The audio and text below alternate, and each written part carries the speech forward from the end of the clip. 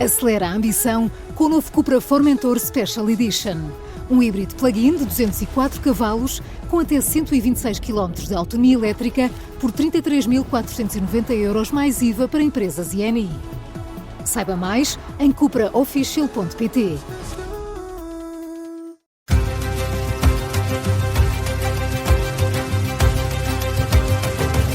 Não se fala de outra coisa, mas em Setúbal preferiam que se falasse. Não sei se tiveram a oportunidade de ver as imagens, mas a cidade tem sido invadida por javalis. Sim. Os porquinhos selvagens da Serra da Arrábida. Resolveram fazer turismo, não é? Claro. Turismo urbano. Estão de férias na praia. Na imagens praia, dos sim, javalis exatamente. na praia. Nos últimos dias. Não, estamos a imaginar lá chama-se Covil, talvez, não sei. Covil dos javalis. Dos javalis. Bom, mas estás a imaginá-los. Nós marcamos meninos. Férias e eles... Onde é que vamos? Mas eles a falar sobre meninos. Onde é que vamos hoje? Este É que ano não praia se tem vamos? férias de cidade.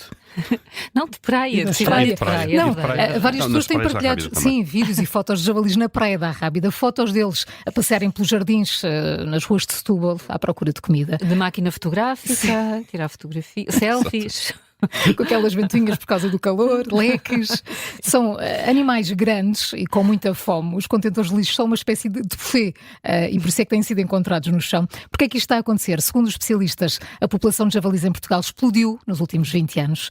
Estima-se que já ultrapassem os 400 mil e houve vários fatores a contribuírem para isto. A diminuição de predadores naturais, como o lobo ibérico, a redução da caça em algumas zonas protegidas e ainda os efeitos da pandemia, que mudaram os padrões de movimentação dos animais. Com menos pessoas a circular, os javalis ganharam Descobriram confiança, novas rotas. gostaram da ideia de explorar novos territórios, como as nossas ruas.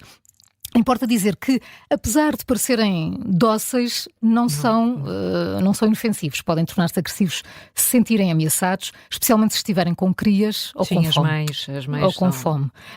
Setúbal não é caso único. Portugal tem várias histórias de animais selvagens a explorarem as nossas ruas, umas com graça, outras com preocupação. Durante a pandemia, com as ruas lá está desertas, alguns moradores de Viana do Castelo foram surpreendidos ao ver veados a passear na berma da estrada, como se estivessem a fazer turismo, uma imagem assim bucólica, não é? Quem andou pela zona da Foz há uns anos talvez se lembre da história da raposa que foi parar ao centro da cidade. Aparentemente habituou-se à presença de pessoas e vinha à procura de comida fácil.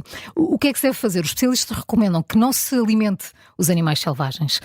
Mesmo que pareçam simpáticos, só incentiva o comportamento e põe todos em Eles risco. depois voltam para vir buscar mais comida. Exatamente, Claro. sim. Fechar bem o lixo, evitar deixá-lo ao alcance, avisar as autoridades locais se virem javalis ou então outros animais em zonas urbanas. Neste caso de Setúbal, o Instituto de Conservação da Natureza e Florestas já terá sido contactado pela Câmara para os capturar, mas diz que não tem competência para agir em centros urbanos.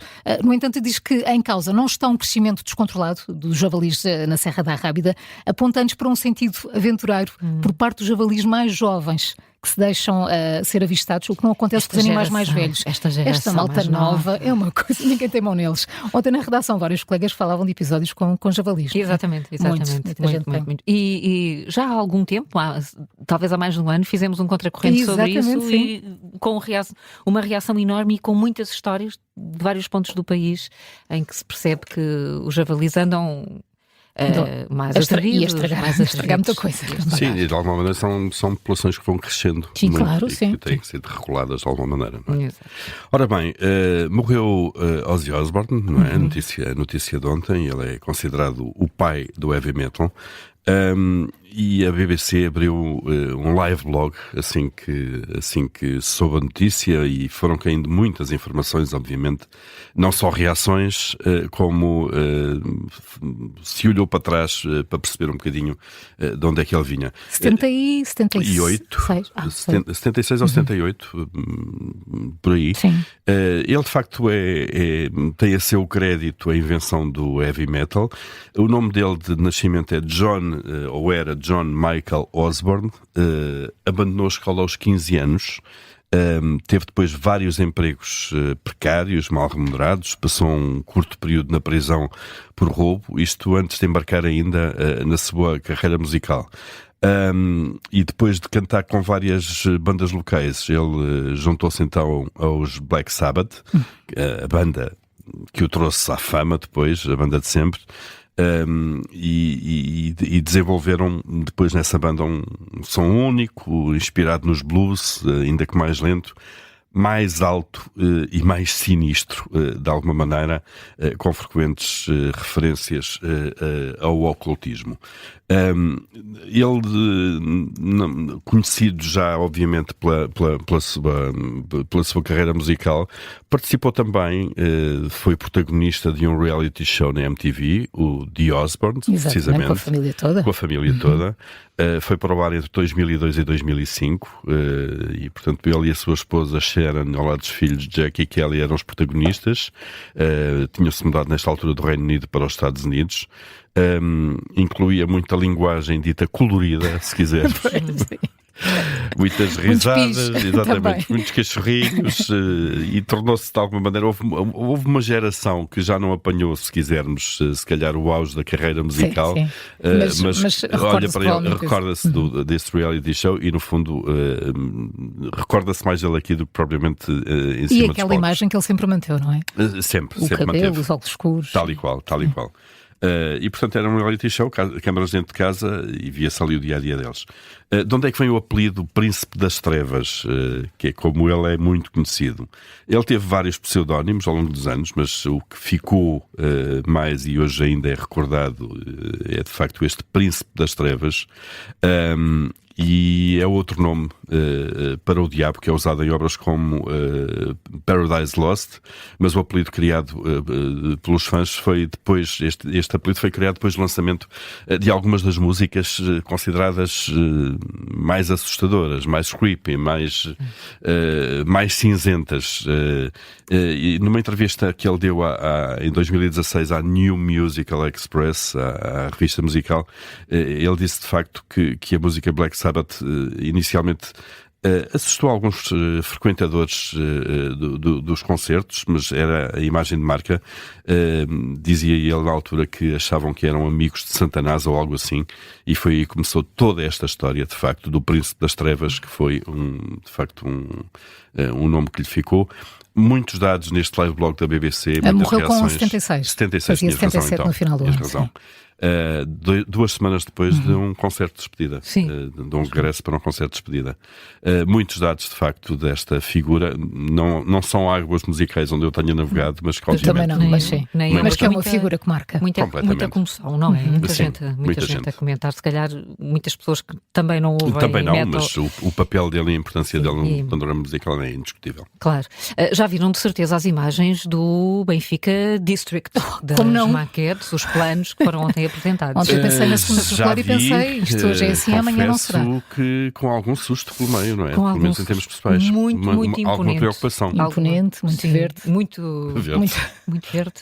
Sim. Sim? Sim. Não viste lá o verde? Sim, muito bem. Eu imagino que será muito artificial. Uma cidade desportiva. E se fizermos aqui só um resumo rápido, vamos ficar sem fôlego. Não é preciso viver em Lisboa, conhecer a cidade, para imaginar o impacto que isto vai ter. Obras no exterior do Estádio da Luz, com iluminação LED integrada, essa muito vermelha, daí a cor. Eu estava a dizer o verde, olha, estão agora a passar imagens na televisão. Cada edifício do suposto hotel também terá vegetação, portanto, é só por aí o verde, não é mais nada? Sim, porque de resto muita construção. Muita cor LED, muita construção. Vai ser acrescentado um quarto nível fora da arquibancada do estádio, com 6.800 metros quadrados, com possibilidade de construção de escritórios, mas depois imagine-se tudo o resto. Um pavilhão multiusos para 10.000 pessoas, capaz de acolher concertos, eventos culturais ou eventos desportivos de várias modalidades. 2 pavilhões desportivos cobertos de última geração, o que quer que isso seja, uma nova piscina comunitária, um campo de futebol ao ar livre, uma pista de corrida e ainda, como diria Carlos Cruz, e ainda instalações comerciais, hoteleiras e residenciais. Muitas questões se colocam, como por exemplo quanto custa e quem paga. Na apresentação ontem. A minha preocupação é essa, então, claro. O projeto está projetado para custar 220 milhões de euros. Dizem que vai gerar uma receita adicional para o Benfica de 37 milhões por ano e também haverá uma margem de contribuição. Paulo, deves saber o que é uma margem de contribuição à volta de 24 milhões de euros. Agora, quem paga? Garantia deixada ontem pelos responsáveis do clube é que terá financiamento a 100% de entidades internacionais. Falaram em 2 das grandes casas internacionais que já financiaram muitos dos grandes projetos a nível mundial. Certo. Estás mais descansado? Não houve muitos mais detalhes sobre isso. Depois datas, é suposto todo este megaprojeto estar concluído em 2029. Ora, que era 30.